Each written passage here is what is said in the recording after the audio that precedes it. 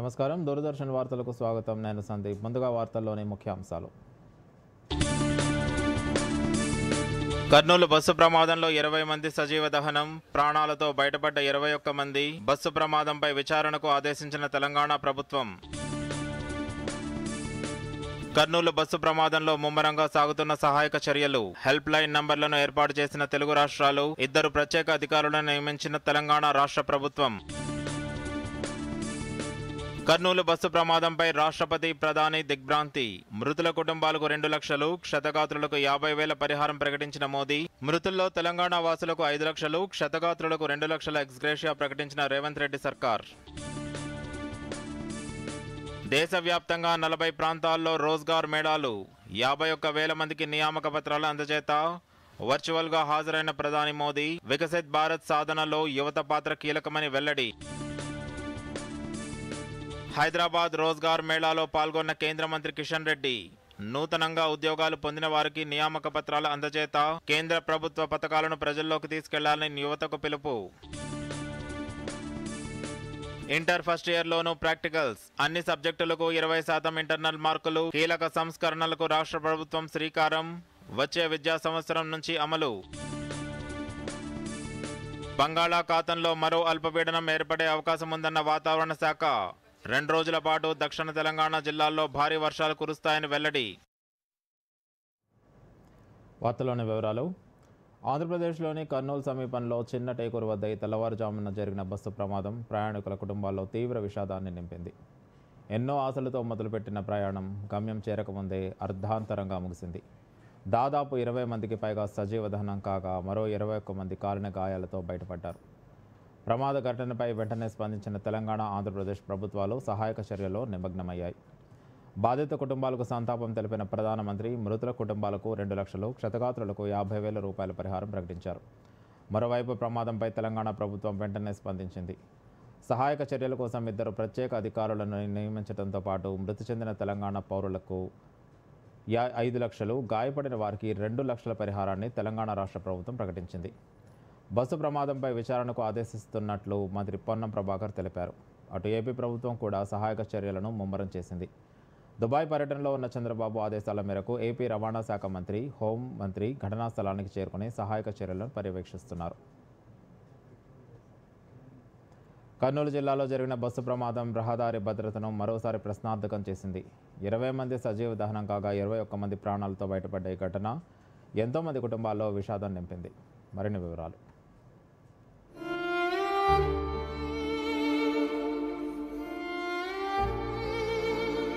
కర్నూలు జిల్లా చిన్న టేకూరు వద్ద జరిగిన బస్సు ప్రమాదంతో తెలుగు రాష్ట్రాల్లో విషాద ఛాయలు అలుముకున్నాయి.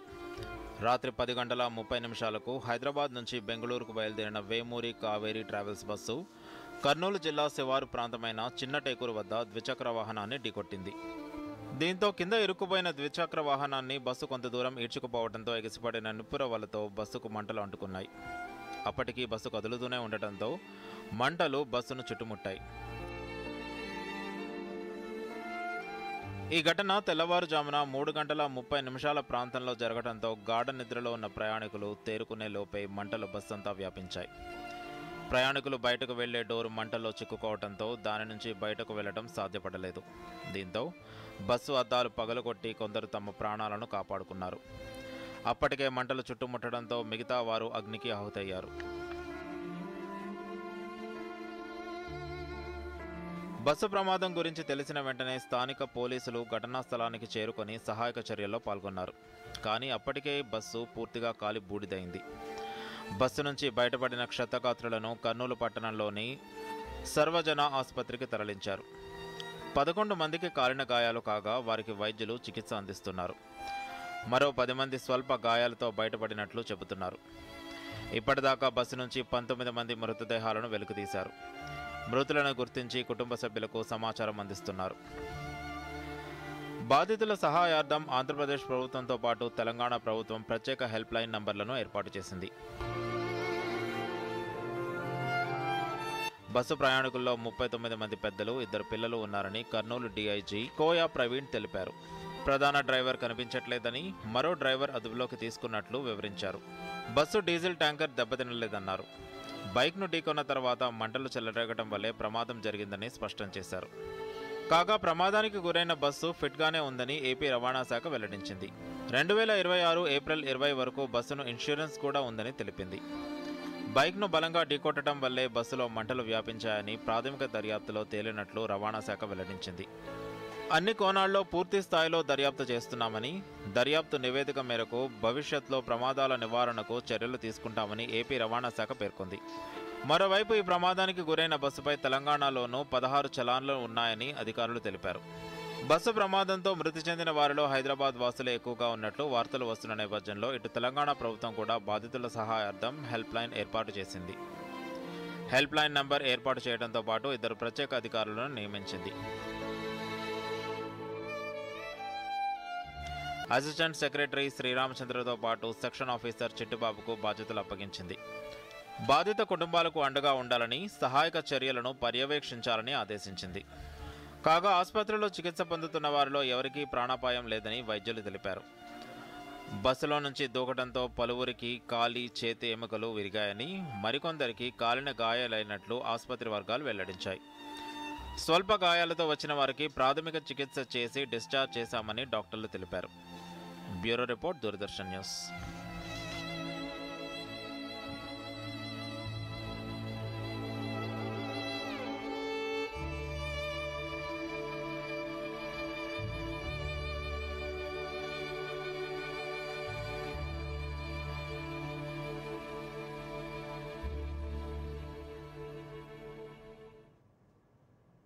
కర్నూలు జిల్లాలో జరిగిన బస్సు ప్రమాదంపై సర్వత్రా దిగ్భ్రాంతి వ్యక్తమవుతుంది. 20 మందికి పైగా మృతి చెందడంపై సంతాపం వ్యక్తం చేస్తున్నారు. క్షతగాత్రులు త్వరగా కోలుకోవాలని ఆకాంక్షిస్తున్నారు. మరిన్ని వివరాలు.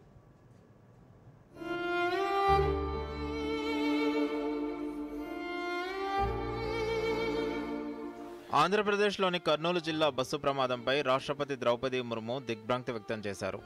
బస్సు ప్రమాదంలో ప్రాణ నష్టం జరగడం తనను తీవ్రంగా కలిచివేసిందని విచారం వ్యక్తం చేశారు. ఈ ఘటనలో ప్రాణాలు కోల్పోయిన వారి కుటుంబ సభ్యులకు ప్రగాఢ సానుభూతి తెలిపారు. కర్నూలు బస్సు ప్రమాద ఘటనపై ప్రధానమంత్రి నరేంద్ర మోదీ తీవ్ర దిగ్భ్రాంతి వ్యక్తం చేశారు. ఈ విపత్కర సమయంలో తన ఆలోచనంతా బాధిత కుటుంబాల గురించేనన్నారు. క్షతగాత్రులు త్వరగా కోలుకోవాలని ప్రార్థిస్తున్నానని మోదీ ఎక్స్ వేదికగా పేర్కొన్నారు. ప్రధానమంత్రి సహాయ నిధి నుంచి మృతుల కుటుంబాలకు 2 లక్షల రూపాయల చొప్పున పరిహారం ప్రకటించారు. క్షతగాత్రులకు 50,000 రూపాయల చొప్పున ఆర్థిక సాయం అందించనున్నట్లు ప్రధాని పేర్కొన్నారు. ఈ ఘటనపై ఉపరాష్ట్రపతి సిపి రాధాకృష్ణన్తో పాటు పలువురు సంతాపం ప్రకటించారు. కర్నూలు జిల్లాలో బస్సు ప్రమాదంపై ఆంధ్రప్రదేశ్ ముఖ్యమంత్రి చంద్రబాబు నాయుడు తీవ్ర దిగ్భ్రాంతి వ్యక్తం చేశారు. దుబాయ్ పర్యటనలో ఉన్న చంద్రబాబు సీఎస్తో పాటు ఇతర అధికారులతో మాట్లాడి ప్రమాద వివరాలను తెలుసుకున్నారు. క్షతగాత్రులు, బాధితులకు అవసరమైన సహకారం అందించాలని సీఎం ఆదేశాలు జారీ చేశారు. బస్సు ప్రమాద ఘటనపై తెలంగాణ సీఎం రేవంత్ రెడ్డి తీవ్ర దిగ్భ్రాంతి వ్యక్తం చేశారు. ఏపీ అధికారులతో మాట్లాడి అవసరమైన సహాయక చర్యలు తీసుకోవాలని రాష్ట్ర అధికారులను ఆదేశించారు. ప్రమాద ఘటనపై సీఎస్ డీజీపీతో మాట్లాడారు. తక్షణమే హెల్ప్ లైన్ ఏర్పాటు చేయాలని సూచించారు. తెలంగాణ రవాణా శాఖ మంత్రి పొన్నం ప్రభాకర్ బస్సు ప్రమాదంపై ఆరా తీశారు. హైదరాబాద్ నుంచి బస్సు బయలుదేరిన నేపథ్యంలో ఘటనపై విచారణకు ఆదేశించినట్లు తెలిపారు. ప్రమాద ఘటనపై సమగ్ర విచారణ చేస్తున్నామని తెలిపారు. ప్రమాదం నేపథ్యంలో త్వరలో తెలంగాణ, ఏపీ, కర్ణాటక మంత్రుల సమావేశం నిర్వహిస్తామని మంత్రి పొన్నం ప్రభాకర్ తెలిపారు. బస్సులో ప్రయాణిస్తున్న 20 మంది సజీవదహనం కావడం పట్ల బీఆర్ఎస్ అధినేత మాజీ సీఎం కేసీఆర్ తీవ్ర సంతాపాన్ని ప్రకటించారు. మరణించిన వారి కుటుంబాలను ఆర్థికంగా ఆదుకోవాలని, ప్రమాదంలో గాయపడిన వారికి మెరుగైన వైద్య చికిత్స అందించాలని ఏపీ ప్రభుత్వాన్ని కోరారు.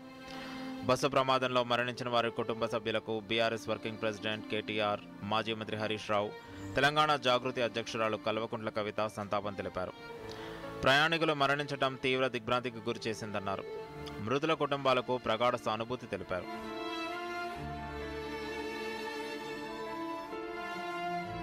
కర్నూలు బస్సు ప్రమాదంలో మరణించిన బాధిత కుటుంబాలకు పలువురు రాజకీయ ప్రముఖులు సంతాపం తెలియజేస్తున్నారు. క్షతగాత్రులు త్వరగా కోలుకోవాలని ఆకాంక్షిస్తున్నారు. Bureau report, Doordarshan news. Bus ప్రమాదం క్షణాల్లోనే జరిగిపోయిందని, ప్రాణాలతో బయటపడడం అదృష్టంగా భావిస్తున్నట్లు బాధితులు చెబుతున్నారు. మరోవైపు ప్రమాదంలో ప్రాణాలు కోల్పోయిన బాధిత కుటుంబాల్లో తీరని విషాదం నెలకొంది. ప్రమాదం నుంచి ప్రాణాలతో బయటపడ్డ వారి కుటుంబ సభ్యులు దూరదర్శన్ యాదగిరితో మాట్లాడారు.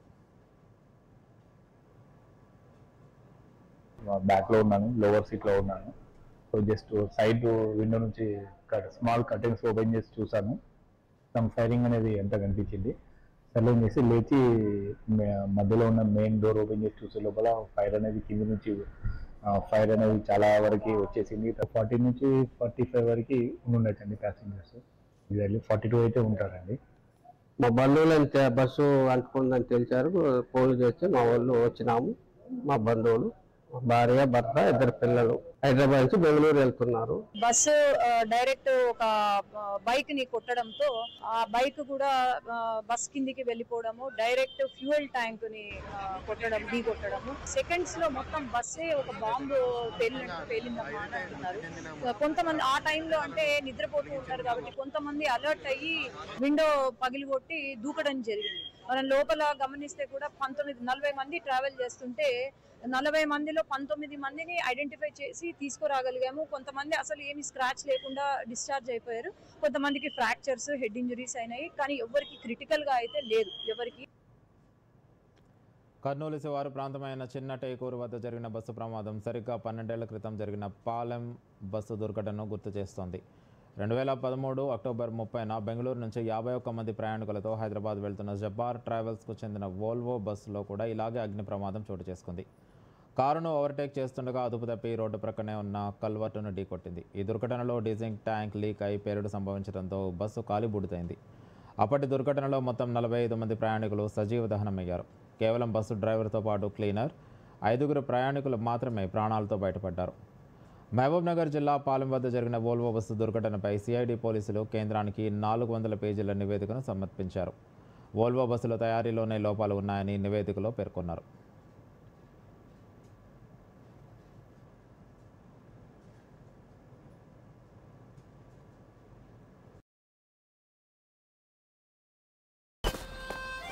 అక్క చూడు, హ్యాపీ బర్త్డే రా. చూపించు. నా ఫేవరెట్ కలర్. ఎప్పుడు షాపింగే. నాకు తెలుసమ్మా, ఖర్చు పెట్టే వయసు ఇదే మరి, రైట్? సేవింగ్ కి కూడా ఇదే వయసు. నాకు తెలుసు నాన్న.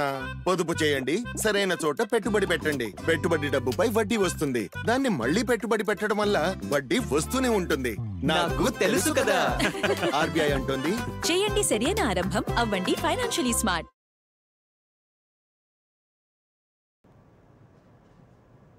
వార్తలకు తిరిగి స్వాగతం. ఉపాధి కల్పనకు అత్యధిక ప్రాధాన్యత ఇవ్వాలనే ప్రధానమంత్రి నిబద్ధతను నెరవేర్చే దిశగా దేశవ్యాప్తంగా 40 ప్రాంతాల్లో ఈరోజు రోజ్గార్ మేళాలు నిర్వహించారు. ప్రధానమంత్రి రోజ్గార్ మేళా కార్యక్రమం కింద వివిధ ప్రభుత్వ విభాగాలు, సంస్థల్లో కొత్తగా నియమితులైన 51,000 మందికి నియామక పత్రాలు అందజేశారు. ప్రధానమంత్రి నరేంద్ర మోదీ వర్చువల్గా ఈ కార్యక్రమంలో పాల్గొనగా కేంద్ర మంత్రి డాక్టర్ జితేంద్ర సింగ్, కేంద్ర రోడ్డు రవాణా రహదారుల శాఖ సహాయ మంత్రి అజయ్తో పాటు వివిధ రాష్ట్రాల్లో పలు కేంద్ర మంత్రులు ఈ కార్యక్రమాల్లో పాల్గొని నియామక పత్రాలు అందజేశారు. రోజ్గార్ మేళాలను ఉద్దేశించి ప్రధానమంత్రి మాట్లాడుతూ సంతోషాలను పంచే పండుగల సమయంలో ఉద్యోగ నియామక పత్రాలు అందుకోవడంతో ఆనందం రెట్టింపయిందన్నారు. గత 11 ఏళ్లుగా వికసిత్ భారత్ సంకల్పాన్ని తీసుకుని తమ ప్రభుత్వం ముందుకెళ్తోందని, వికసిత భారత్ లక్ష్య సాధనలో యువత పాత్ర ఎంతో కీలకమన్నారు. యువత కలలను సాకారం చేయడమే తమ ప్రభుత్వ లక్ష్యమని మోదీ పేర్కొన్నారు.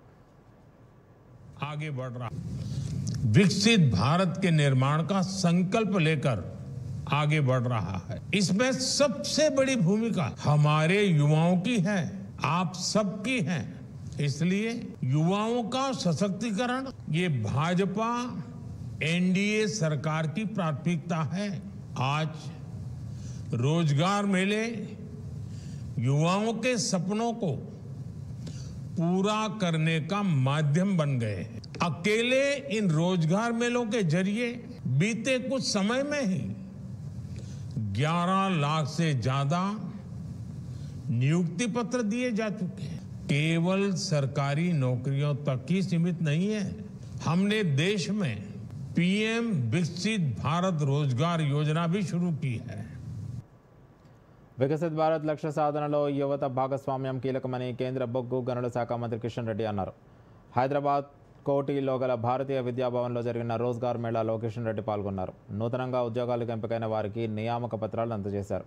ఈ సందర్భంగా కిషన్ రెడ్డి మాట్లాడుతూ దేశవ్యాప్తంగా 40 కేంద్రాల్లో 51,000 మందికి నూతన ఉద్యోగ నియామక పత్రాలు అందిస్తున్నట్లు చెప్పారు. ప్రపంచంలోనే ఎక్కువ మంది యువ జనాభా కలిగిన దేశంగా భారత్కు గుర్తింపు ఉందని 2047 నాటికి దేశం వికసిత్ భారత్గా అవతరించాలంటే యువత కీలకమన్నారు. ప్రధాని నరేంద్ర మోదీ దేశాన్ని అన్ని రంగాల్లో ముందుకు తీసుకెళ్తున్నారని, రాబోయే రోజుల్లో ప్రపంచంలోనే 3వ అతిపెద్ద ఆర్థిక వ్యవస్థగా భారత్ అవతరించబోతుందన్నారు. యువత కేంద్ర ప్రభుత్వ పథకాలను విస్తృతంగా ప్రజల్లోకి తీసుకెళ్లాలని కిషన్ రెడ్డి పిలుపునిచ్చారు.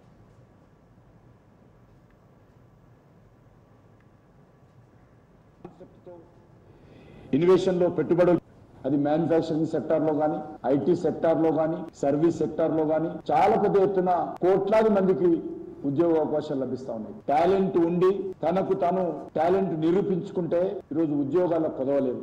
మన దేశానికి స్వాతంత్రం వచ్చి 79 సంవత్సరాలు కావస్తుంది. 2047లో 100 సంవత్సరాల స్వాతంత్ర పండుగ ఉత్సవాలు మనం జరుపుకోబోతున్నాం. 2047లో ఆ 2047 వరకు దేశం ఒక డెవలప్డ్ కంట్రీగా, అభివృద్ధి చెందిన దేశంగా, వికసిత్ భారత్ గా మనము అవతరించాలనేటువంటిదే ప్రధానమంత్రి గారి యొక్క స్వప్నం.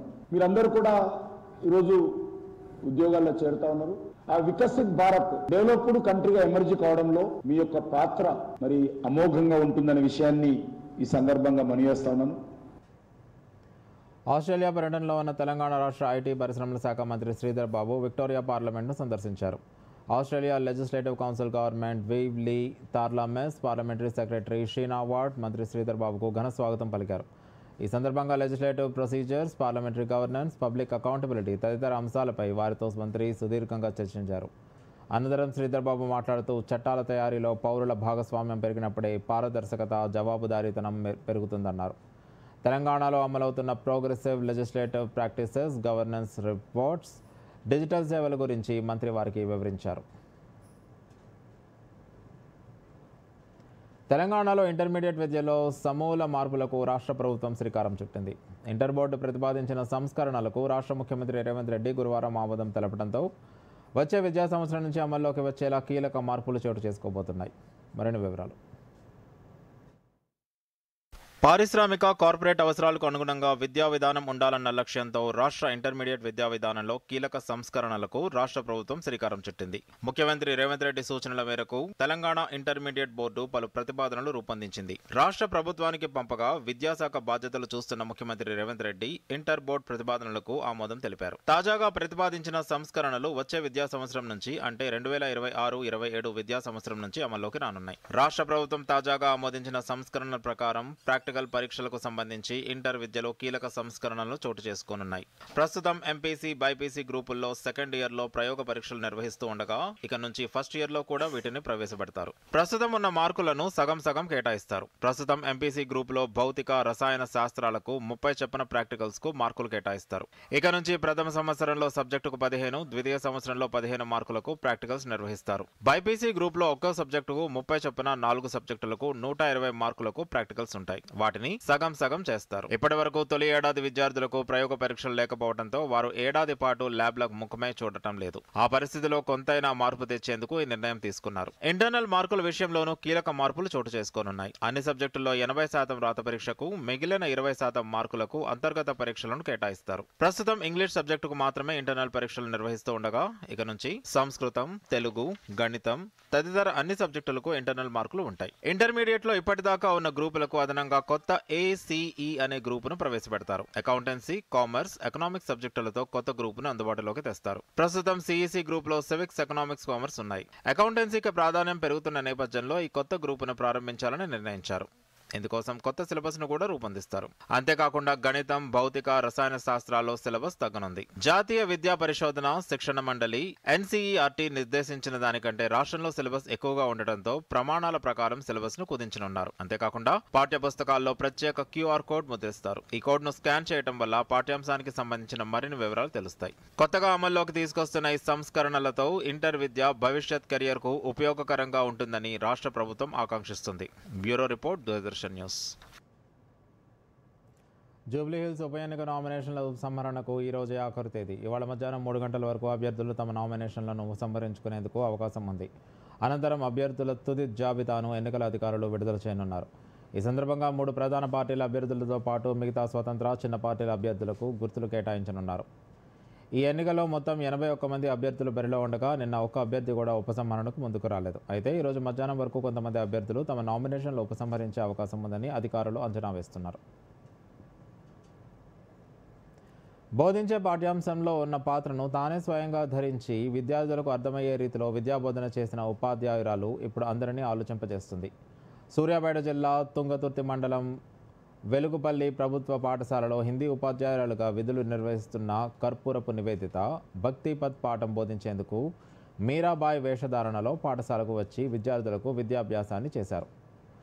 మొదట టీచర్ను గుర్తించలేని విద్యార్థులు పాఠం మొదలుపెట్టగానే గుర్తుపట్టి ఆశ్చర్యానికి గురయ్యారు. ఉపాధ్యాయురాలు కర్పూరపు నివేదిత మాట్లాడుతూ విద్యార్థులకు అర్థమయ్యే రీతిలో విద్యాబోధన అందించేందుకు చేసిన ఒక చిన్న ప్రయత్నం ఇది అంటూ సంతోషం వ్యక్తం చేశారు. విద్యార్థినులు మాట్లాడుతూ పాఠ్యాంశంలోని పాత్రలను ధరించి విద్యాభ్యాసం చేయటం తమకు ఎంతగానో నచ్చిందని చెబుతున్నారు.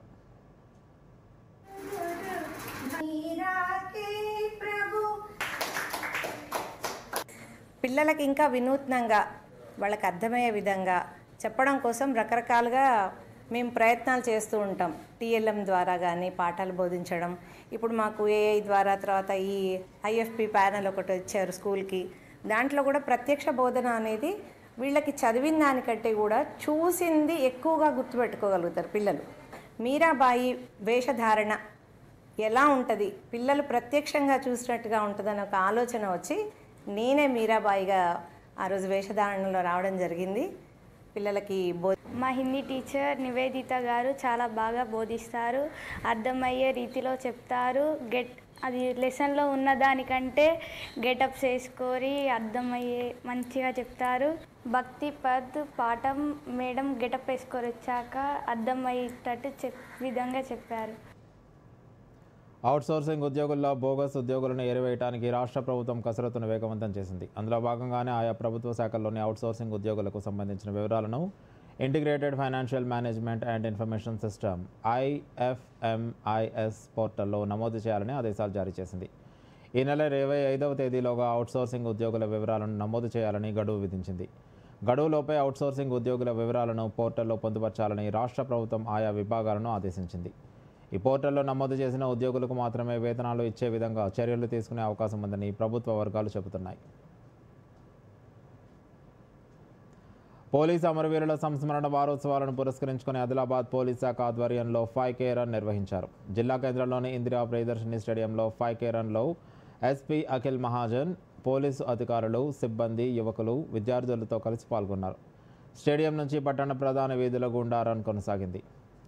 అనంతరం జిల్లా ఎస్పీ అఖిల్ మహాజన్ మాట్లాడుతూ పోలీసు శాఖ ఆధ్వర్యంలో సైబర్ నేరాలు, గంజాయితో నష్టాలు, she team, Bharosa, dog squad, dial 100, lockup, CC camera, friendly policing తదితర అంశాలపై ప్రజలకు అవగాహన కల్పిస్తున్నట్లు తెలియజేశారు. సంఘ వ్యతిరేక శక్తులతో పోరాడే క్రమంలో అమరులైన పోలీసుల త్యాగాలను స్మరించుకుంటూ చేపట్టిన 5K రన్లో ప్రజలు ఉత్సాహంగా పాల్గొని విజయవంతం చేశారు. ఈరోజు మన మార్టియర్స్ గురించి 5K రన్ ఇక్కడ ఏర్పాటు చేయడం జరిగింది. చాలామంది ఆదిలాబాద్ పట్టణం వారు ఇక్కడ జాయిన్ చేసి మనకి సహానుభూతి ఇచ్చారు. వాళ్ళ మార్టియర్స్కి గుర్తించారు. దట్ ఆ మార్టియర్స్ వాళ్ళ ప్రాణం త్యాగిచ్చిన వల్ల ఇప్పుడు ఈరోజు ఎంత ప్రశాంతంగా ఉంది ఆదిలాబాద్ జిల్లాలో. సో వాళ్ళు కూడా గుర్తుకున్నారు. సో ఎవ్రీడే ఒక్కొక్క ప్రోగ్రామ్ ఉంటుంది. రేపటి కూడా ఎల్లుండి కూడా ఎస్ఏ కాంపిటీషన్ మరియు పోలీస్ స్టేషన్ విజిట్స్, చిన్న చిన్న పిల్లలకి పోలీస్ స్టేషన్ ఎట్లా నడుస్తుంది అన్ని ప్రోగ్రాం నడుస్తుంది. ప్రకృతి వ్యవసాయంలో 72 ఏళ్ల రైతు అద్భుతాలను సృష్టిస్తున్నాడు. పర్యావరణ పరిరక్షణకై తన వంతుగా భావితరాలకు సందేశాన్ని అందిస్తూ అందరి మన్నలను పొందుతున్నారు. నిజామాబాద్ జిల్లా జక్రాన్పల్లి మండలం చింతలూరు గ్రామానికి చెందిన చినగంగారం అంతర్జాతీయ స్థాయిలో ప్రత్యేకతను చాటుకున్నారు. వ్యవసాయంలో కొత్త రోడ్డులు తీసుకొస్తూ 150 వరి వంగడాలను పండిస్తూ దేశంలో ఉత్తమ రైతుగా పేరు ప్రఖ్యాతులు గావిస్తున్నారు. చినగంగారం పండించిన వరి పంటలో సుదర్శన చక్ర ఆకారంలో వివిధ రకాలైన వరి వంగడాలను వేసి విద్యార్థులకు వాటి ప్రయోజనాలను తెలియజేస్తున్నారు. తాను చేస్తున్న వ్యవసాయ విధానాన్ని గుర్తించి కేంద్ర ప్రభుత్వం అనేక జాతీయ పురస్కారాలను అందించి ఉత్తమ రైతుగా అభివర్ణించడంపై చినగంగారం సంతోషం వ్యక్తం చేస్తున్నారు. భారతదేశంలో 10,000 రకాలు ఉన్నాయి మొత్తానికి ఇప్పటికీ ఈ నాటు రకాలు. నా వంతుగా నేను 1-2 ఇట్లా సేకరిస్తూ రకరకాల వరి రకాలు పండిస్తూ ఇప్పటికి ఈ సంవత్సరం వరకు 150 రకాలు పండించడం జరిగింది. ఇప్పుడు ఈ సంవత్సరం ఇక్కడ ఏం చేసినంటే ఒక 45 రకాల వరి రకాలు వేసిన. ఆ 45 రకాలు మామూలు వేయకుండా ఒక సుదర్శన చక్రం ఆకారంలో వేస్తే వచ్చిన రైతులకు కూడా ఆనందం కలుగుతుంది. హై స్కూల్ పిల్లలు వచ్చినా, అగ్రికల్చర్ పిల్లలు వచ్చినా వాళ్ళకి చూపాలకు ఆకట్టుకలుగుతుంది. వెరైటీ చూడగలుగుతారు, ఈ పొలంలో దిగగలుగుతారు ఉద్దేశంతో కష్టపడి సుదర్శన చక్రం ఆకారం ఒకటే వేయడం జరిగింది. విజిటింగ్ కార్డు అక్షరాలు వచ్చేటట్టు వరేయడం జరిగింది. వేసిన తర్వాత నెల 15 రోజులకు ఫోటో తీస్తే అందులో విజిటింగ్ కార్డు వచ్చింది. మా 5వ తరగతి పిల్లల్ని ఇక్కడ తీసుకొచ్చి వాళ్లకు వ్యవసాయం అంటే ఏంటిది, దాంట్లో సృజనాత్మకంగా ఎలా తయారు చేయాలి అన్నది చూపించి ఎలా పండిస్తారు, ఎంత శ్రమ పడతారు, ఒక రైతు యొక్క విలువ ఏంటిది అన్నది చూపించేటందుకు ఇక్కడ తీసుకురావడం జరిగింది. ఇక్కడికి వచ్చాక పిల్లలందరూ చాలా సంతోషంగా, అంటే వాళ్ళు ఎంతో తృప్తి చెందారు, దాన్ని చూసి ఎంతో నేర్చుకున్నారు. H-1B వీసా ఫీజును $1,00,000 పెంచుతూ అమెరికా అధ్యక్షుడు డొనాల్డ్ ట్రంప్ తీసుకున్న నిర్ణయానికి వ్యతిరేకంగా కోర్టుల్లో దాఖలైన పిటిషన్లపై White House secretary Karoline Leavitt స్పందించారు. H-1B వీసా వ్యవస్థల్లో మోసాలు జరుగుతున్నాయని, అమెరికా ప్రభుత్వ నిర్ణయానికి వ్యతిరేకంగా దాఖలవుతున్న పిటిషన్లపై పోరాడేందుకు సిద్ధంగా ఉన్నామన్నారు. అమెరికన్ కార్మికులకు అవకాశాలు అందడంతో పాటు వీసా వ్యవస్థను బలోపేతం చేయడమే ప్రభుత్వ లక్ష్యమని లెవిట్ పేర్కొన్నారు. H-1B వీసా వ్యవస్థల్లో లోపాల కారణంగా అమెరికన్లు తమ వేతనాలు కోల్పోతున్నారని, ఈ వ్యవస్థను మెరుగుపరిచేందుకు అధ్యక్షుడు ట్రంప్ ఈ నిర్ణయం తీసుకున్నారన్నారు.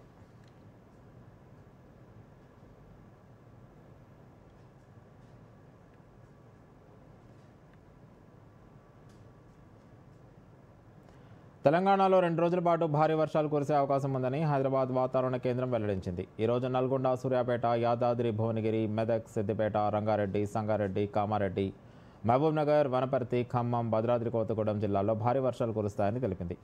హైదరాబాద్లో కొన్ని ప్రాంతాల్లో మధ్యాహ్నం నుంచి రాత్రి వరకు తేలికపాటి నుంచి భారీ వర్షాలు కురిసే అవకాశం ఉందని పేర్కొంది. మరోవైపు బంగాళాఖాతంలో ఏర్పడిన అల్పపీడనం శుక్రవారం నాటికి తీవ్ర వాయుగుండంగా బలపడుతుందని వాతావరణ శాఖ అధికారులు అంచనా వేస్తున్నారు.